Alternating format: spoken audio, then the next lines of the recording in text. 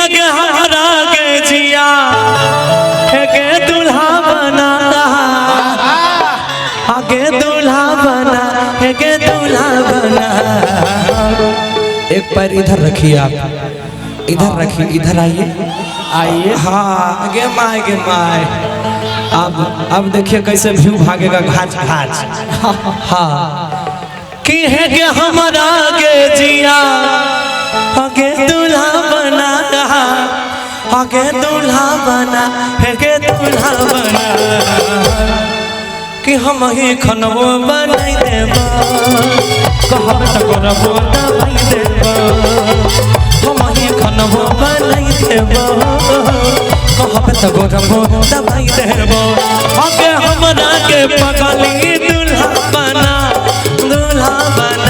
के दूल्हा बना।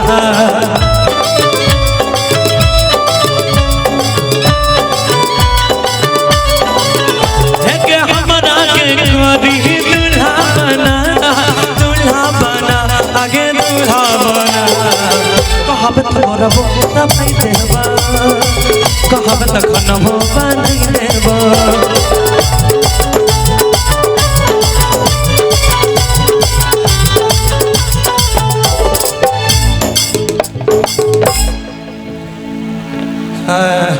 Dish break this break this break. हाँ अच्छा मजा आ रहा है तो ताली चाहिए एक जोरदार,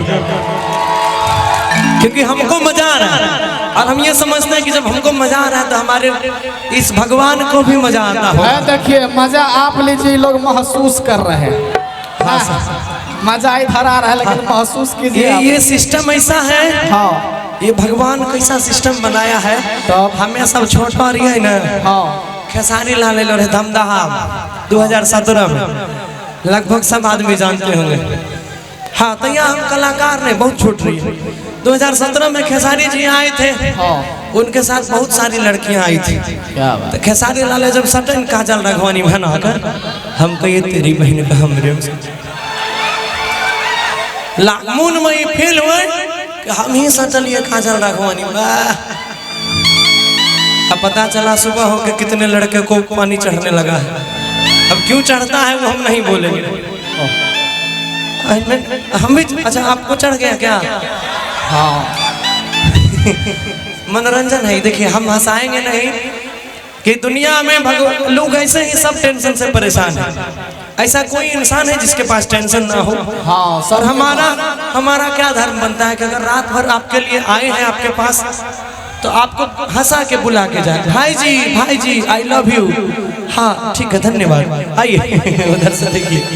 लेकिन कहेंगे क्या इनसे क्या कि हमार बात जे मानबे तो हार करब दबेबो आज जे कहबे के जिया तोरा सब लामी देबो। यानी कमर सटा लो। हाँ थोड़ा और सटा लो, थोड़ा सा और। हाँ कि बिहा करे गारी लेबो हरन बजेबो हरन जोर सा कि बिहा करी गारी ले बहारन बजे बहारन। इधर से भी कि बिहा करी गारी ले बहारन बजे बहारन। एक बार इधर से भी। सबसे ज्यादा हल्ला देखते हैं किधर से होता है कि बिहा करी गारी ले बहारन बजे बहारन।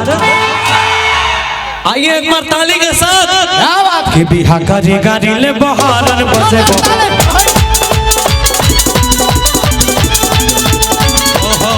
किया कहाँ नहीं छे न तोरा बैल के देबो सुंदर लड़के देखी शादी कर देबो। नुनु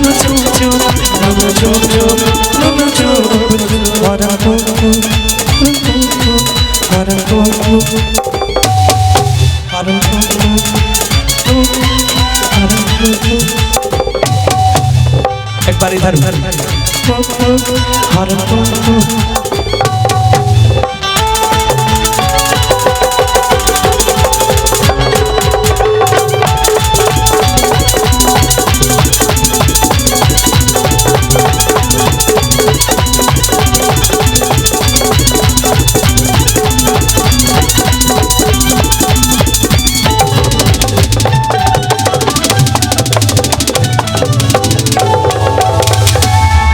बात